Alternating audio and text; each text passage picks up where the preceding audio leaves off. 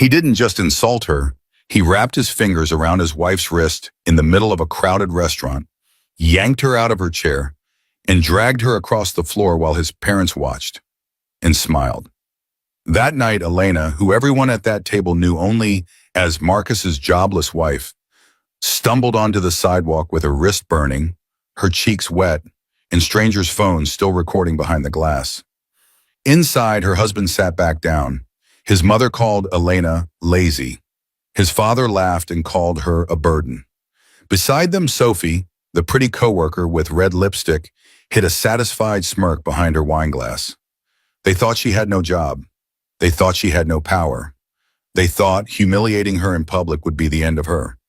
What they never knew was this: the woman they had just dragged out like trash was the secret CEO of the very company that paid their rent, filled their fridge, and wired their salaries every month. The signatures that kept Marcus's parents employed? Hers. The bonuses they bragged about? Hers. The medical coverage that saved them last winter? Hers. While they joked that she did nothing all day, she sat in a top-floor office under another name, signing papers that kept their world standing. And when the restaurant video reached HR and the investigation pulled every hidden receipt and message to the surface, this stopped being a story about a weak wife. It became a quiet war of documents, boardrooms, microphones, and a downfall Marcus and his parents never saw coming. Dear viewers, thank you for being here. If you watch without subscribing, it's like letting Elena's voice be dragged out of that restaurant all over again. When you click that button, you stand with every woman called useless while she's holding everything together in silence. Please subscribe now, and in the comments, tell me where you're watching from. The elevator doors opened with a sharp metallic chime, slicing through the quiet morning air of the company's top floor. The moment Elena Hart, known at work as Elena Ward, stepped out, every employee who passed her straightened with instinctive respect. They knew exactly who she was here. The 33-year-old CEO who led the company's second expansion, the woman whose calm decisions saved hundreds of jobs during the hardest years. But outside this building, almost no one knew. Not the town, not her in-laws, not even her own husband. Elena walked with soft steps, her presence gentle but controlled, as if she carried more weight on her shoulders than she allowed anyone to see. Her dark hair fell neatly down her back. Her eyes, usually warm, showed a thin layer of tiredness, the kind that comes from giving too much and being understood too little. Her assistant, Clara Finch, a sharp-minded 28-year-old who treated organization like an art, hurried toward her with a folder. "Good morning, Ms. Ward," Clara said, using the name everyone at work knew. Elena smiled. "Morning, Clara. Just us up here this early?" "Mostly finance and HR," Clara replied. "They're finalizing payroll and the quarterly bonuses." As they walked along the glass corridor, staff greeted Elena with quiet respect. Their whispers followed her. "She's the one who saved my department. She approved my emergency leave when my mom was in the hospital. She kept us on during the layoffs." None of them feared her. They were grateful. She made people feel human, even in a corporate building of numbers and charts. Inside her office, spacious, glass-walled, bright with soft sunlight, Elena set her bag down. Clara placed the folder on her desk and flipped it open. "End-of-month salaries and bonuses," Clara said. "You asked me to move these two to the top." On the first page were two profiles: Linda Hart, 64, Quality Control Inspector, Manufacturing Plant; Henry Hart, 68, Packaging Supervisor, Night Shift. Elena's expression softened. Her in-laws, Marcus's parents. They had applied to the company 2 years earlier, desperate for stable work. Elena had quietly asked HR to give their applications a fair priority without revealing she was their daughter-in-law. She stayed away from their orientation, and orders went out to staff. Top management would be low visibility at the plants to reduce tension. They knew the CEO's initials, E. Ward. They saw the name on emails, never on a face. To them, Elena at home was just Marcus's wife who stayed at home doing online things. Clara tapped the page. Both reached their performance targets again. "Do you still want their bonuses processed?" "Of course," Elena said softly. "They've worked hard." You're sure you don't want them to know? Clara asked carefully. That you're the one behind all this? Elena's fingers paused over her pen. A faint, sad smile touched her lips. If I tell them now, she murmured, they won't see my heart. They'll only see the money. She signed at the bottom in precise ink, E. Ward. As she set the pen down, her mind slipped backward. A small living room. A 14-year-old Elena sat beside her mother, Carolyn, a tired but dignified woman sewing a torn school uniform. If you love someone, Carolyn said, eyes focused on her stitches, you don't just love them. You lift their people too. Their parents, their siblings. That's how you show your heart. Young Elena nodded, believing love was simple. You give, they appreciate. What she didn't know then was that some people take what you give and still ask why you haven't given more. Back in the office, Elena slipped off her structured blazer and hung it on the stand. She traded her sleek heels for softer shoes. She tied her hair back into a simple ponytail and pulled on a plain cardigan. Her transformation looked small, but it was a ritual, a daily act of hiding. At work, she was CEO Elena Ward. At home, she let Marcus believe she was just Elena, who did a bit of freelance consulting from her laptop. She had never lied about working, but she had never told him the whole truth. Because Marcus Hart, her 36-year-old husband, had once laughed over dinner and said, high-powered women are too much drama, simple women are easier to handle. She had smiled then, pretending the joke didn't sting. She had told herself he just felt insecure and she could protect both his ego and their love by staying quiet. Her phone buzzed, dragging her back to the present. Marcus, she answered, softening her voice. Hey. His tone was sharp, hurried. Elena, don't be late tonight. Mom and Dad want to talk. I told them we'd all have dinner together. She frowned slightly. Is everything okay? A pause, long enough to say something was wrong. It's fine, he said quickly. They just have concerns about us, about the future. Just don't be late. Concerns. The words sat heavy. Elena's thumb pressed into the side of the phone. I'll be there. The call ended. Clara, who had been sorting some files, glanced up. Everything all right? Elena forced a small smile. Just family dinner. But when she stepped into the elevator to leave that evening, her reflection stared back at her in the mirrored doors. CEO on one side, simple wife on the other. As the door slid shut, a quiet question settled like a weight in her chest.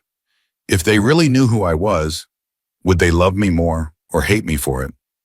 She didn't know that the answer was waiting in her in-laws' living room. The moment Elena stepped through the doorway of her in-laws' home that evening, the atmosphere hit her like a slap, thick, sharp, and cold. The house smelled of fried onions and old furniture polish. The TV was off. The curtains were half closed, even though it was barely dark outside. Linda Hart, 64, stood in the middle of the living room like a judge waiting for the accused. Her tightly curled gray hair framed a face set in permanent disapproval. Henry Hart, 68, sat in his armchair, wide shoulders squared, belly slightly over his belt, remote in hand like a scepter. Marcus was already on the couch, phone in his hand. He didn't stand up when Elena walked in. He glanced at her once, then back at his screen. The tension was immediate. There you are, Linda said loudly as if talking to a late employee. We thought maybe you were too busy to join us today. Elena offered a small, polite smile. Traffic was a little heavy. Linda scoffed. Traffic, of course, oui. Henry chuckled without humor.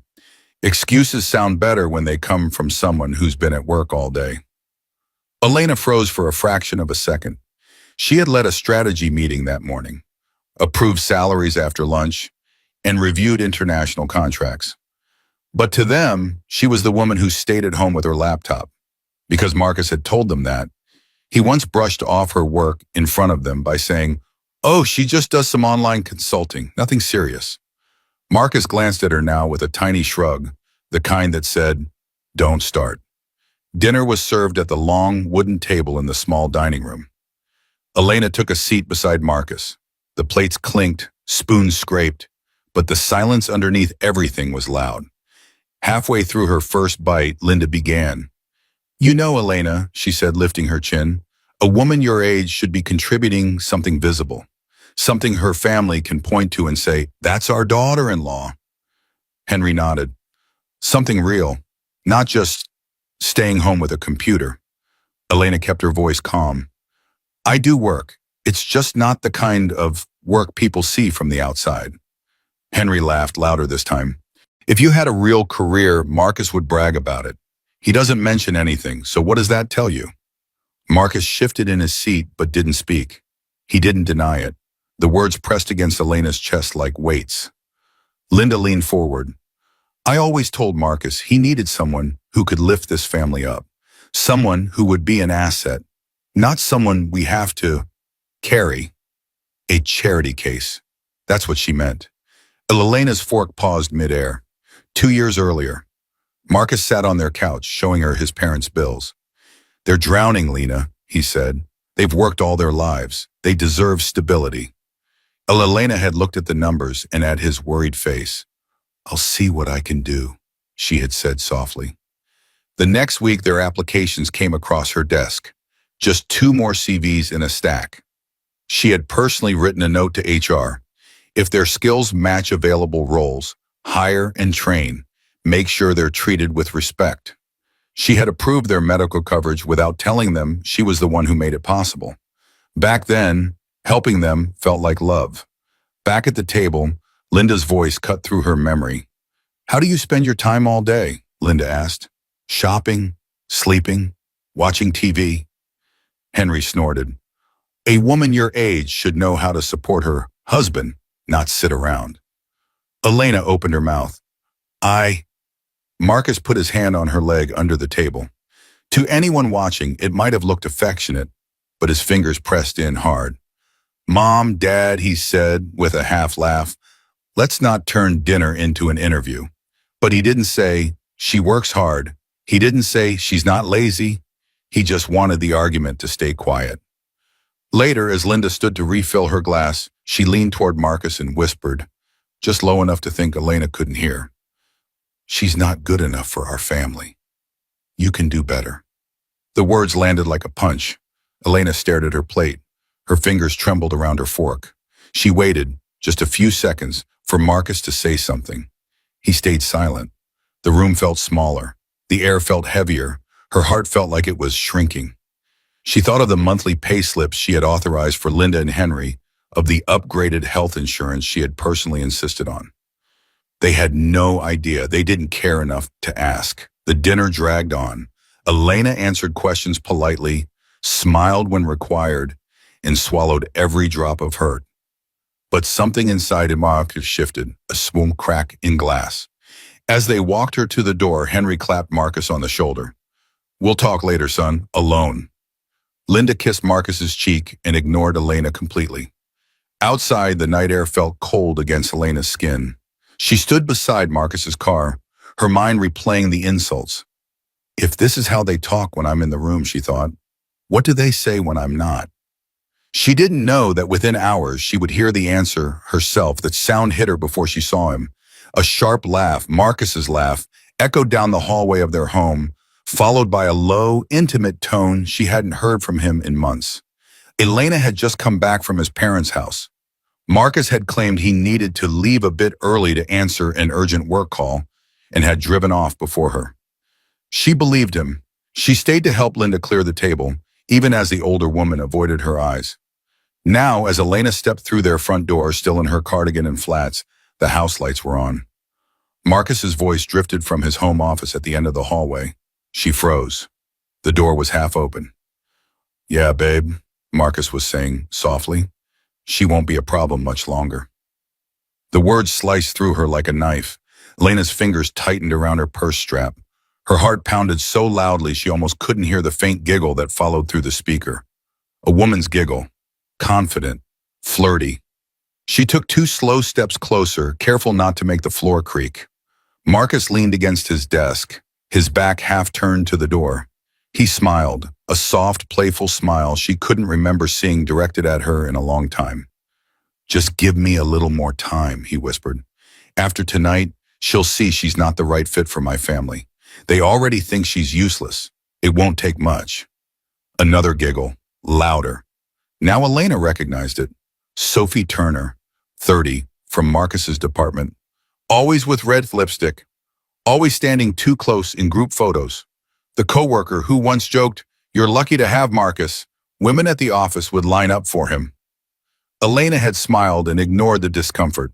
Now every late meeting, every unexplained mood, every cold shoulder at home, lined up in her mind like proof.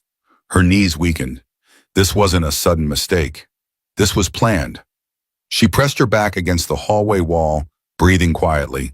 Inside the office, Marcus kept talking. "Sophie, relax," he murmured. "You know I can handle her. She's soft. She doesn't even have a real job. Her parents don't like her. My parents don't like her.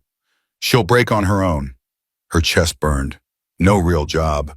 The CEO of his company, the woman keeping his parents afloat. Footsteps sounded behind her. Elena turned quickly. Noah Jensen, 27, a coworker from Marcus's department, stood at the front door holding a slim folder. He looked surprised to see her pressed against the wall, eyes wide. "Elena," he whispered. "Marcus asked me to drop off the revised numbers before tomorrow's meeting. I didn't know you were back yet." Marcus's voice drifted out again, mocking and soft. "She thinks she matters. She doesn't. Tonight was the first step. After a few more scenes like this, she'll either leave on her own or I'll have enough reason to tell her it's over." Noah's eyes widened as he heard the words. Elena shook her head quickly at him, tears gathering. Her message was clear. "Please, don't say anything. Don't let him know I'm here." Noah swallowed hard and stepped back, moving silently toward the door. He closed it behind him as quietly as he could, leaving her alone, but now not completely unseen. There was at least one witness. Inside, Sophie's voice was faint but sharp. Elena couldn't hear every word, but she caught enough. "When we're together properly, when your family finally sees." Marcus chuckled. "Sophie, stop. You're going to get me too excited. We'll celebrate soon. I promise." She won't see it coming. The words turned Elena's stomach. He was using the same lips that had promised to protect her, to build a future with her, to talk about destroying her in slow motion. Her throat tightened so much it hurt. She pressed her fist against her mouth to stop any sound from escaping.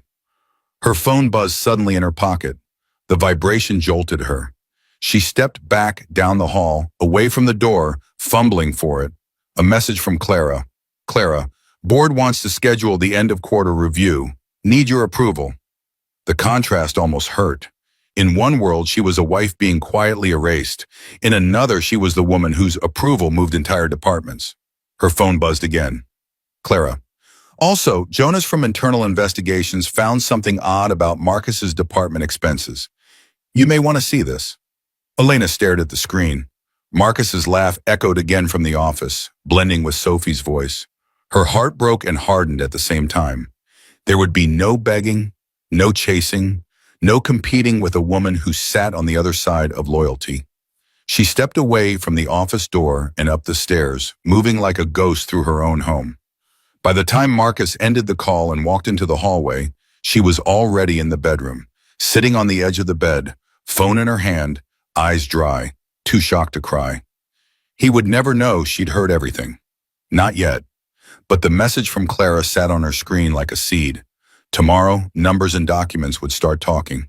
The restaurant buzzed with warm chatter, clinking glasses, and soft music, the sound of people relaxing after long days. Then the Hart family walked in. Marcus had suggested the dinner that morning, his tone oddly cheerful. "Let's all go out tonight," he had said. "Mom and Dad want to smooth things over after yesterday."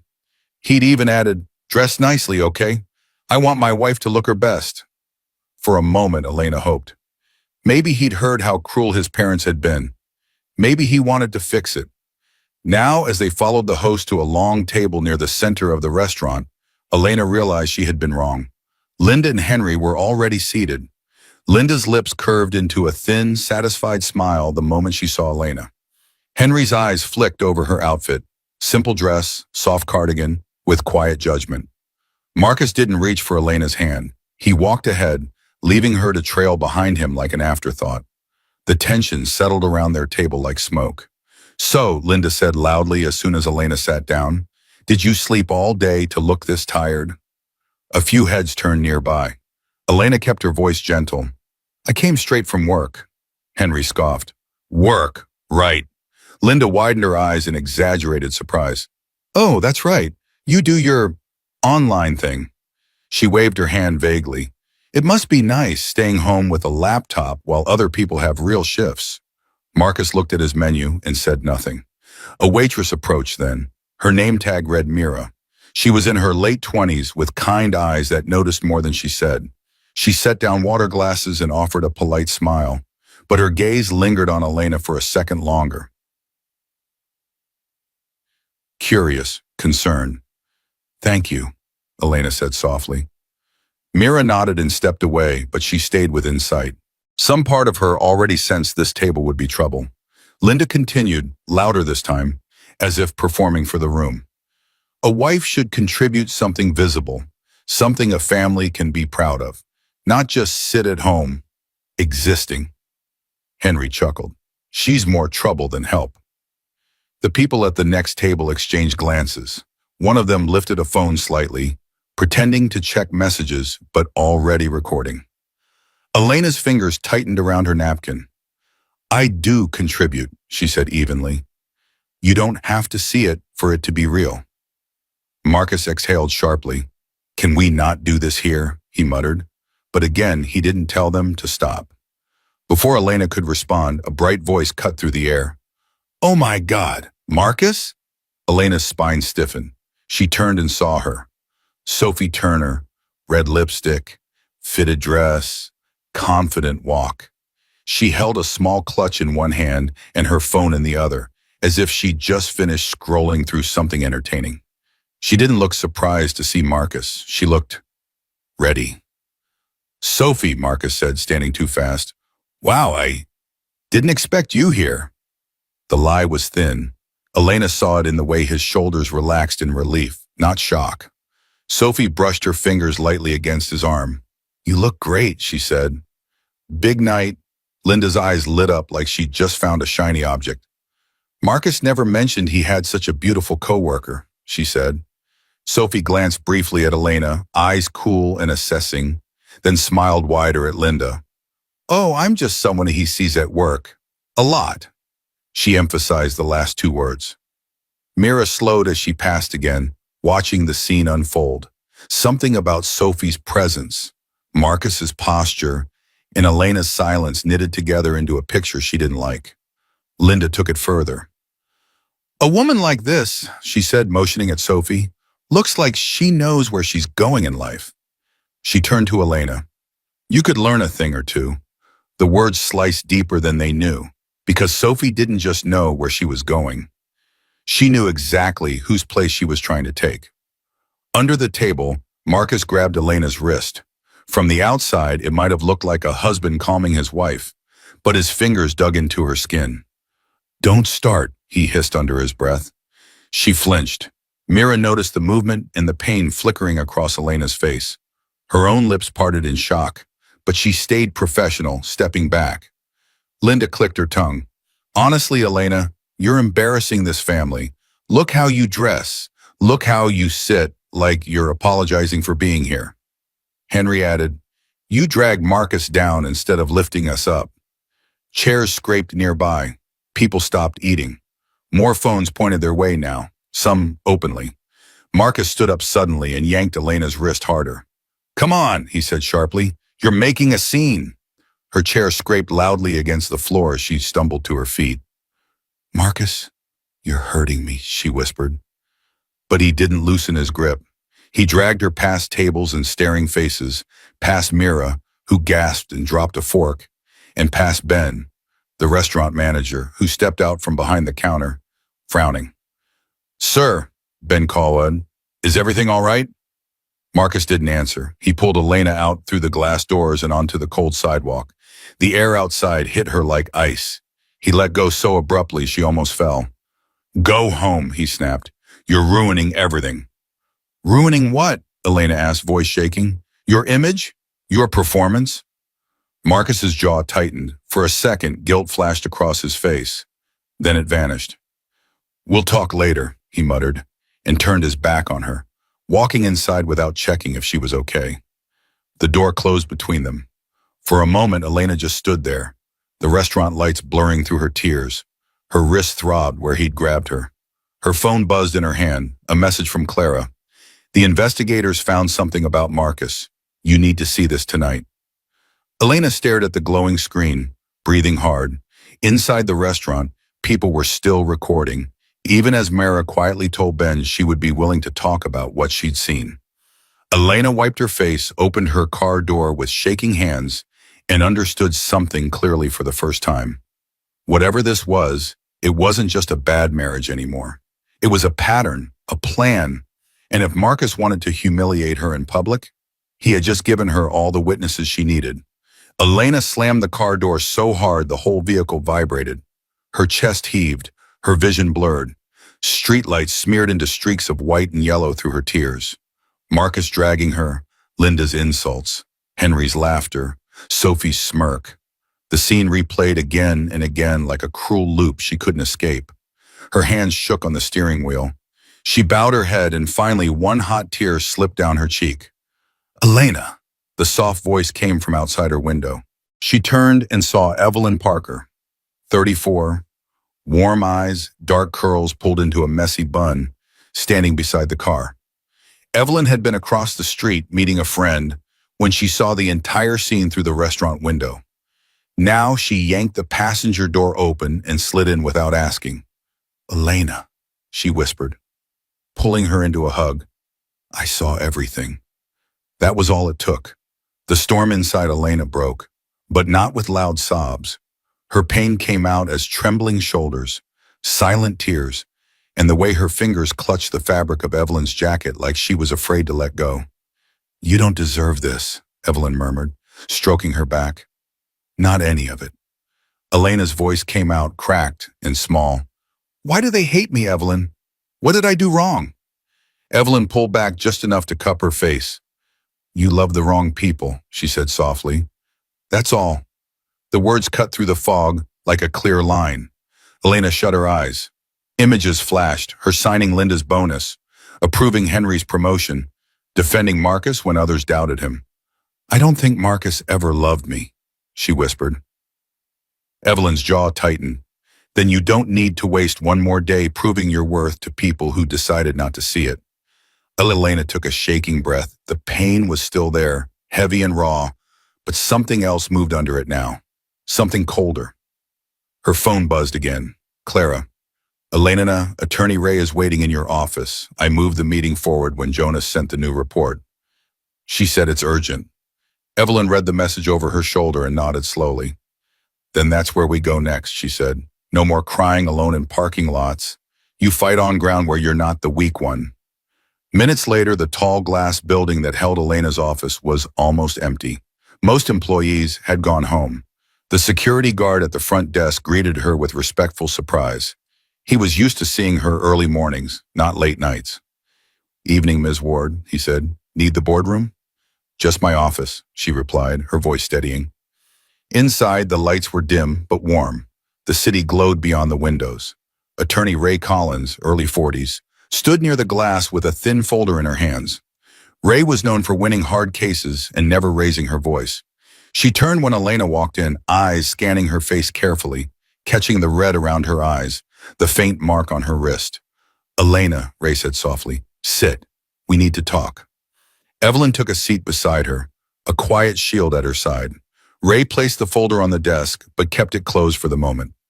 Before we go through what Jonas sent, she said, I need to understand something fully. Why did you hide your position as CEO from Marcus and his parents? You had every right to tell them. Silence stretched between them. Elena stared at her own hands resting in her lap. Her throat tightened as another old memory rose. A small cafe years earlier. A younger Elena laughed across the table from her then-boyfriend, Gregory. He had seemed charming, kind, impressed by her drive. That changed the day he learned her family had money and that she was already on the board of a growing company. You should buy that car we talked about, he said casually one evening. You can afford it. Consider it an investment in us. Another time, when she voiced a concern about work, he had smirked. You're lucky I'm with you. Most guys can't handle a woman who earns more than them. She had tried to ignore the discomfort until she caught him using her credit card behind her back, leaving her with debt and a note that said, "You'll be fine. You're rich." Elena's voice was soft but firm. "The last time a man saw my money before my heart, he used me. I didn't want that again. I wanted someone who loved me for who I was without all the titles." She swallowed. So when Marcus said he preferred simple women, I told myself hiding my title would protect our marriage. I wanted to be loved as Elena, not as a CEO. Ray nodded slowly, and instead, he used what he thought was your weakness. "Yes," Elena whispered. Ray tapped the folder, her eyes sharpening. "You don't have to fight him with emotions," she said. "You fight with the truth." She opened the folder. Inside were printed emails, highlighted bank statements, screenshots, and internal reports. What Jonas, the investigator in the compliance team, had sent over. On the top page, bold letters read, "Preliminary evidence. Marcus Hart and family." Elena's breath caught. "This is only the beginning," Ray said quietly. "Jonas is on his way with the rest. You need to be ready, Elena. This doesn't just threaten your marriage. It touches your company, your reputation, and the very people who thought you were powerless." The office door clicked softly in the hallway. Footsteps approached. The silent storm inside Elena settled into something focused and cold. The office door swung open hard enough to rattle the glass. Elena flinched, then looked up. Jonas Hale, 38, stepped inside. He was tall, dressed in dark clothes as usual, with a serious face that rarely showed emotion. He normally led internal investigations quietly from behind spreadsheets and reports. Tonight he looked like a storm that had grown legs. "We found more," he said. No greeting, no small talk. Attorney Ray Collins glanced at him and gestured toward the desk. "Put everything here." Jonas laid a thick envelope and a laptop on the table. Evelyn stood in the corner, arms crossed, watching like a lioness guarding her friend. Clara slipped into the room a moment later, slightly out of breath, clutching another folder. "Elena," Jonas began, his voice steady, "I followed the transactions you asked about from Marcus's department budget. It's worse than we thought." He opened the laptop and turned it toward her. The screen showed a series of photos and documents. First came the pictures. Marcus and Sophie, in the company parking lot, standing too close. Marcus and Sophie, sitting in his car, her head on his shoulder.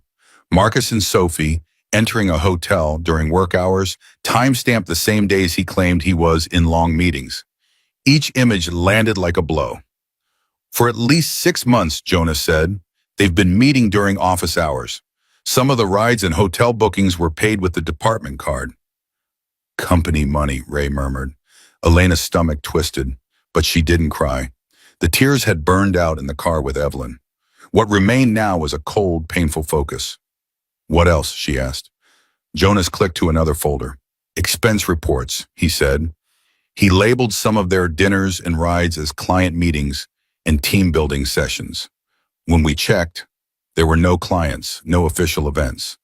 He slid printed pages toward her, receipts, approval logs, copies of Marcus's digital signature. Then he pulled out a second set of documents. "These involve Linda and Henry." Elena's chest tightened. "My in-laws?" Jonas nodded. HR forwarded repeated complaints from the plant. Almost on cue, the door opened again. Daniel Cross, 45, the HR director, stepped inside with a binder under his arm. His shirt sleeves were rolled up, his expression as strict as always. "Ma'am," he said with respectful firmness, "I thought it was best I delivered these in person." He placed the binder on the desk and opened it to the flagged pages. "These are misconduct reports filed against Linda and Henry Hart," Daniel said. "Verbal abuse of junior staff, refusing to follow safety procedures, ignoring supervisor instructions. There are 6 warnings between them. They were close to a disciplinary hearing even before tonight." Elena stared at the pages. Each report had names, dates, signatures. "These are the same people you—" Daniel hesitated, then softened his tone. "The same people you approved for special medical coverage and early salary reviews." Clara stepped forward with her folder. "Those records are here," she said gently. All the salary approvals, bonuses, and medical benefit upgrades for Marcus's parents. She opened the folder so Elena could see the top page. Employee, Linda Hart. Adjustment, medical coverage upgrade, or approved by Wisan IT Solani Ward. Underneath, another page. Employee, Henry Hart. Adjustment, role and salary increase. Proved by Money Chamapan E. Ward. Elena's fingers brushed over her own initials. A younger Elena sitting in this same office smiling as she signed their hiring forms. Marcus had sent her a long text that day. Thank you, Lena. You're saving my parents. She'd felt proud, grateful, certain she was doing the right thing. Now, sitting in the same chair, she realized those signatures had become proof of something else. She had lifted people who never once tried to lift her back. Ray's voice cut through the heaviness. We now have 3 layers, she said calmly. Number 1, Marcus's affair and misuse of company funds. Number 2, Linda and Henry's repeated misconduct. Number 3, documented proof that you supported them all, financially and professionally. Daniel folded his arms. The board has already seen the preliminary summary, he added. They were, stunned. Chairwoman Dawson insisted we handle this with full transparency. Jonas nodded. They've scheduled an all-hands leadership meeting for tomorrow morning. Officially, it's the quarterly update. Unofficially, Ray said, it's when the truth walks onto the stage. The room went quiet. Elena looked at the photos of Marcus and Sophie again, then at the reports on Linda and Henry, then at her own signature on their benefits. She straightened slowly in her chair. Tomorrow, she said, voice low but steady, I stop hiding, no more masks, no more protecting people who tear me down. Ray closed the folder with a soft snap. We'll have security, HR, and legal present, she said. You'll have the board at your back. This won't be chaos, it will be order. Daniel nodded. I'll prepare the formal termination packets and policy references. Jonas unplugged the laptop. I'll handle the presentation files and video evidence. Clara placed her hand gently on Elena's shoulder. And I'll make sure everything runs smoothly behind the scenes, like always. Elena exhaled slowly. Then let's do it, she said. Let the whole company hear who I am and what they did. Ray gave one last warning, soft but sharp. Once you step on that stage, Elena, nothing goes back to how it was. Elena met her eyes. It already can't, she replied. The company auditorium had never felt so full. Rows upon rows of employees filled the seats, factory workers in uniforms, office staff in shirts and blouses, managers in suits. Security guards stood along the walls, calm but firm. A low buzz of whispers floated through the air. Something was happening. Something big. Front row, center. Marcus Hart sat in his best suit, back straight, smile carefully arranged. Linda sat to his right, wearing her most expensive-looking blouse, the one she saved for important occasions. Henry sat to his left, arms folded, chin lifted. Rumors had flown all morning. Leadership change. Big announcement. Maybe a new executive team. Linda leaned over and whispered, See? I told you, they finally see what you're worth, Henry smirked. About time this company recognizes a real man. Marcus tried to look modest, but his eyes gleamed. He had convinced himself the sudden attention from the board was about his promotion. The fact that he'd been called into a private meeting the day before, without Elena, only fed his fantasies. In the back, almost hiding behind a pillar, stood Sophie Turner. She wore a tailored blazer over a tight dress, red lipstick perfect, hair styled. She pretended to be just another employee attending a mandatory meeting, but her smirk gave her away. She imagined watching Marcus rise and Elena disappear. The board of directors took the stage first. At the center stood Chairwoman Dawson, a composed woman in her 50s with sharp eyes and a reputation for fairness. She tapped the microphone. It squealed, then settled. Everyone, please take your seat, she said. We will begin. The room quieted. As you know, she continued, our company has gone through difficult years and important changes. Much of our stability has depended on leadership that chose to remain low profile. Today, that ends. Employees glanced at one another. Low profile? What does she mean? Linda frowned. Strange. I thought the CEO was some older woman who never came to the plants. Marcus shrugged. Maybe they're finally replacing her. Chairwoman Dawson's next words cut clean through the murmurs. Please welcome, she said clearly, your CEO, Ms. Elena Ward. For a heartbeat, no one moved. Then the soft sound of heels echoed from the left aisle. Heads turned. Whispers started instantly. Isn't that Marcus's wife? What is she doing? I thought her name was Hart, not Ward. Marcus's smile cracked. His eyes widened as he saw Elena walking calmly toward the stage. She wore a simple but elegant navy dress. Her hair was neatly pulled back. Her face was calm, almost too calm. Beside the stage, Ray stood with files. Jonas waited near the projector. Clara stood just off to the side, a quiet anchor. Chairwoman Dawson stepped aside and gestured to Elena with genuine respect. Miss Ward, she said, the floor is yours. Elena took the microphone. For a moment, she simply looked at the crowd, hundreds of people whose paychecks she had personally approved for years. Many recognized her face from brief encounters in hallways or from distant glimpses, never realizing who she truly was. She inhaled once, slowly. For years, she began, voice steady and clear, I chose to lead quietly.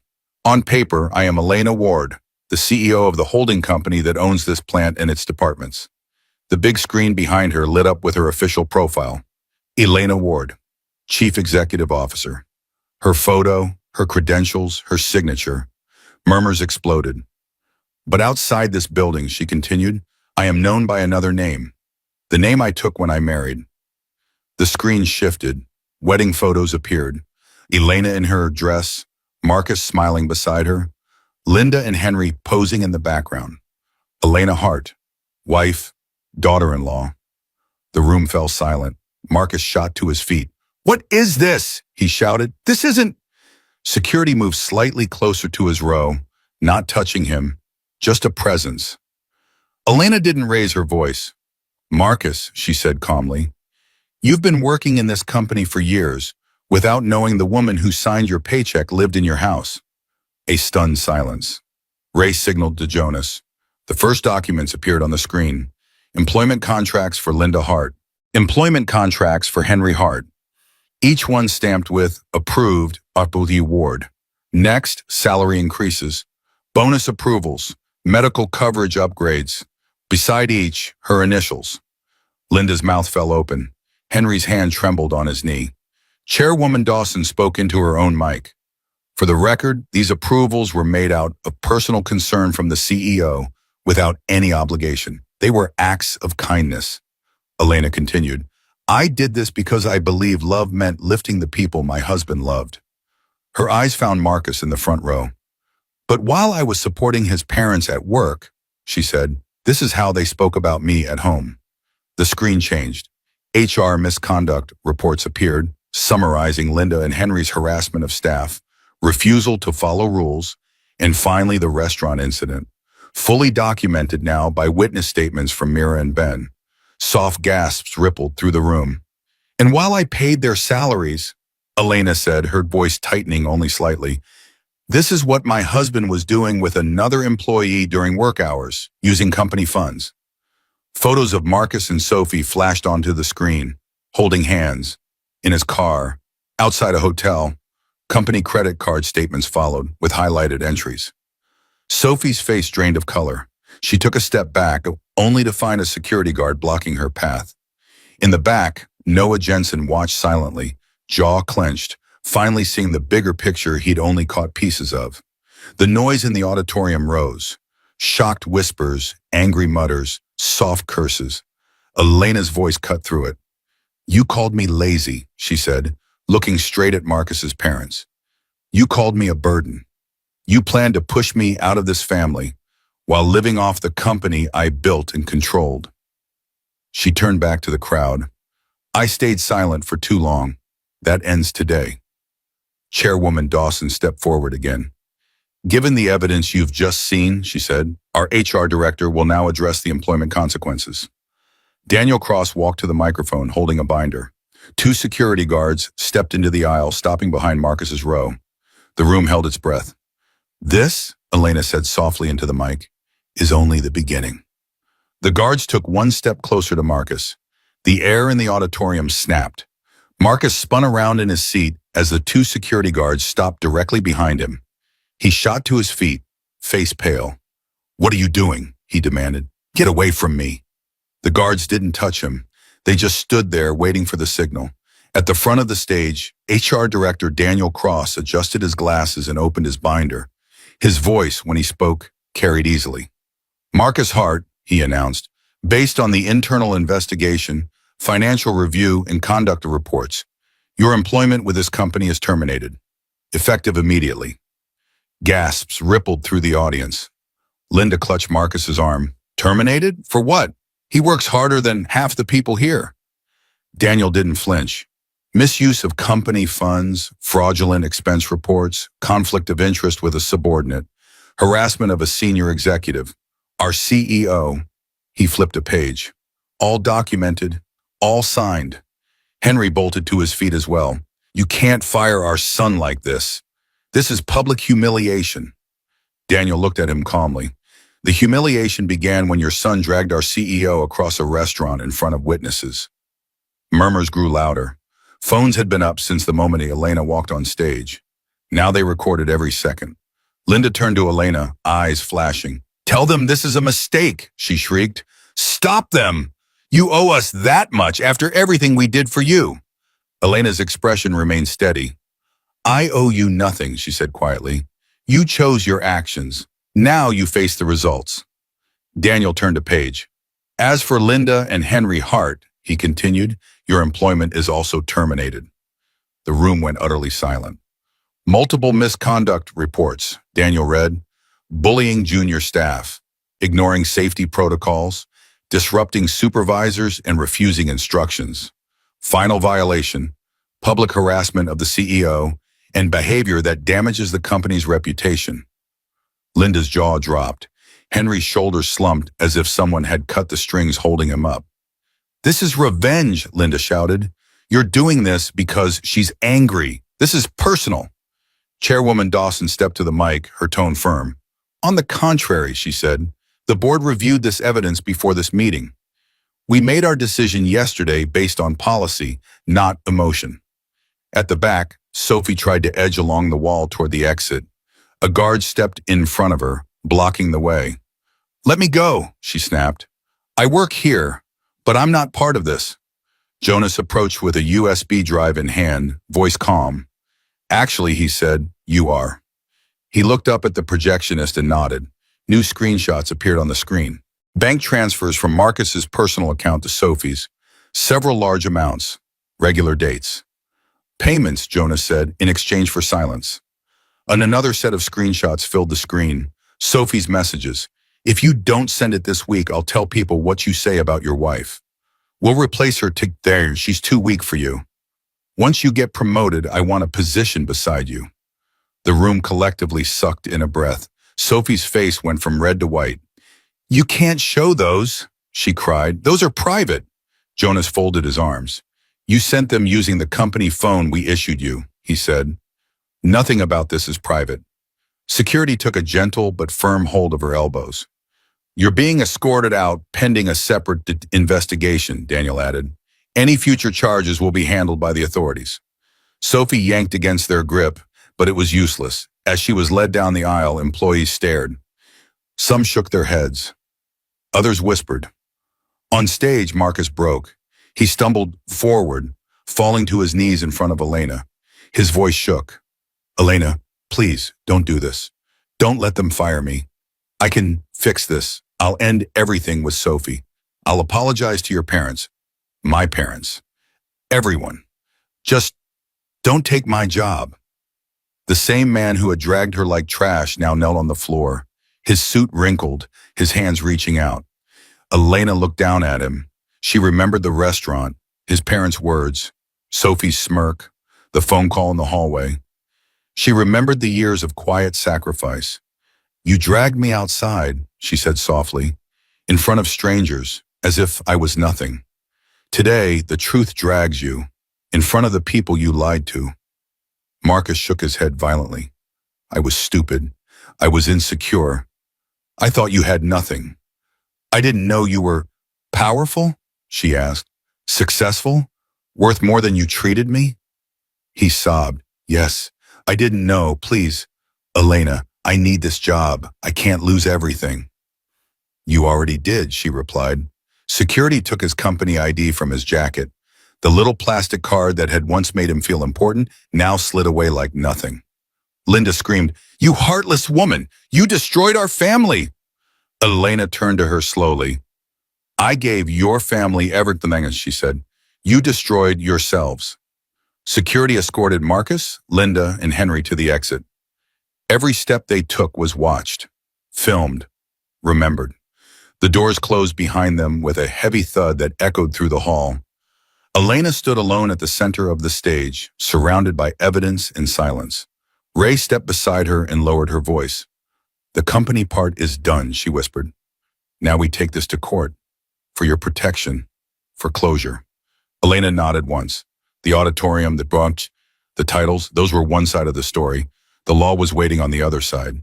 The judge's gavel slammed down so hard that everyone in the courtroom jolted. Order, Judge Carter barked. His voice carried the weight of years on the bench. The room buzzed with quiet tension. The company videos had gone viral in town. Workers who couldn't attend followed updates online. But here, inside these walls, there were no phones allowed. Just people, evidence, and consequences. On the left side sat Marcus Hart at the defendant's table. His hair was unstyled, his tie crooked. The arrogance was gone, replaced by a hollow, frightened look. His hands shook as he gripped the edge of the table.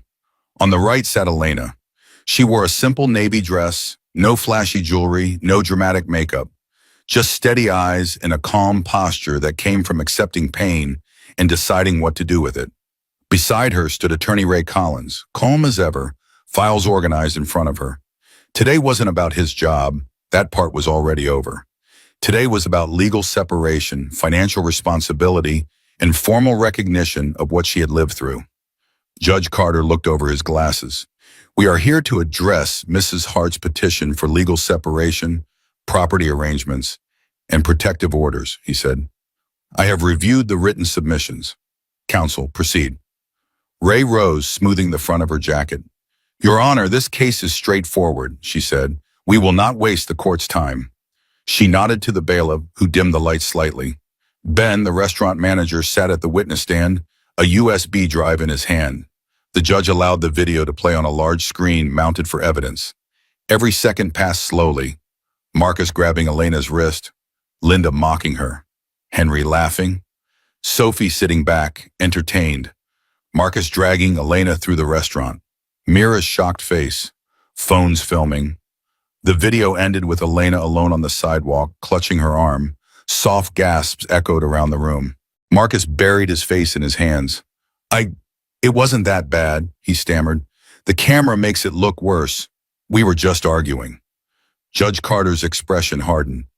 You call that just arguing? Ray called her witnesses. Mira, the waitress, voice shaky but honest, as she described the crowd's shock and Elena's obvious fear. Ben explaining why he had emailed the footage to HR when he realized it was their company's CEO. Daniel outlining the internal findings, the affair, the misuse of company funds, the harassment. Then came the printed messages between Marcus and Sophie, submitted in redacted form to keep the focus on the main issue. His betrayal, his plotting, his cruelty.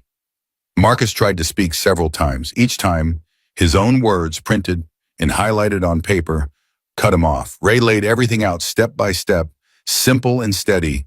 Emotional cruelty, public humiliation, financial dishonesty, long-term infidelity. Finally, she placed one last folder on the judge's desk. These, she said, are documents showing that Mrs. Hart personally approved employment, bonuses, and upgraded health care for Mr. Hart's parents. While they called her a burden, she was keeping them afloat. This is relevant, Your Honor, because it shows the imbalance of how she gave and how she was repaid. Judge Carter read longer than before. The room held its breath. At last, he looked up. Mr. Hart, he said, turning his gaze on Marcus, your actions show a pattern of emotional abuse, deception, and financial irresponsibility. Dragging your wife in public, mocking and permitting her humiliation, secretly carrying on an affair, and using company resources to do so, this court takes that seriously. Marcus swallowed hard. I can change, he whispered. I swear I can change. Elena, please say something, please. Elena didn't look at him. Her hands were folded, her gaze straight ahead.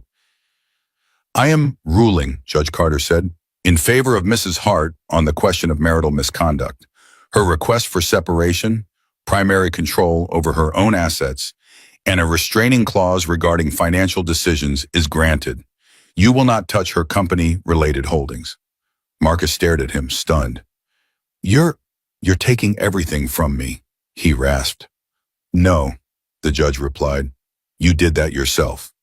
Ray rose smoothly. Your Honor, with your permission, I have one final step. He nodded. Proceed. She turned, retrieved a white envelope from her briefcase, and walked slowly to the defendant's table. Marcus shook his head, eyes wild. Ray, don't, please. She placed the envelope in front of him. The bold black letters on it were simple and final. Divorce petition, served. The entire courtroom seemed to exhale at once. Marcus's hands trembled as he opened the envelope, his eyes scanning the first page. His body sagged. The little hope he had been holding on to shattered. He slid off the chair and onto his knees. Elena, he choked, please don't do this. We can fix it. I'll go to therapy. I'll apologize to your staff, your board, your family. I'll do anything. Don't leave me. For the first time, Elena turned her head slightly in his direction. She didn't meet his eyes. We were done, she said softly, the night you decided I was easier to break than to love. She stood. Ray gathered the files. Judge Carter banged the gavel one last time, closing the session. The courtroom doors opened and sunlight streamed down the aisle like a path. Elena walked toward it without looking back. As she stepped outside, her phone buzzed in her hand. A message from Clara. Everything is ready at the office for tomorrow. The final step. The law had spoken. The company had seen the truth. The courthouse doors burst open behind her, slamming against the outer wall with a hollow echo. Reporters flinched, cameras clicked. People who had followed the story online stared, trying to match the woman from the viral videos to the calm figure in front of them. Elena Hart, Elena Ward, walked out into the sunlight. She didn't run. She didn't hide her face. She didn't hurry past them. She simply walked, each step measured and steady, like someone who had carried fire and survived it. The air felt different out here, lighter. The chain around her chest had been replaced by a simple, quiet ache, and something new. Freedom. She paused halfway down the courthouse steps and closed her eyes for a moment. The sun warmed her face. The noise around her turned into a soft blur. Behind her, people whispered, "That's her, the CEO. She's the one they dragged in the restaurant, right?" I saw the video of her exposing them at the company meeting. But Elena didn't turn around. She wasn't here for their opinions anymore. At the bottom of the steps, Evelyn waited. She wore simple clothes and worry in her eyes. But when she saw Elena, that worry melted into relief. She stepped forward and wrapped her arms around her. "It's over," Evelyn whispered. "You did it." Elena let the hug sink in.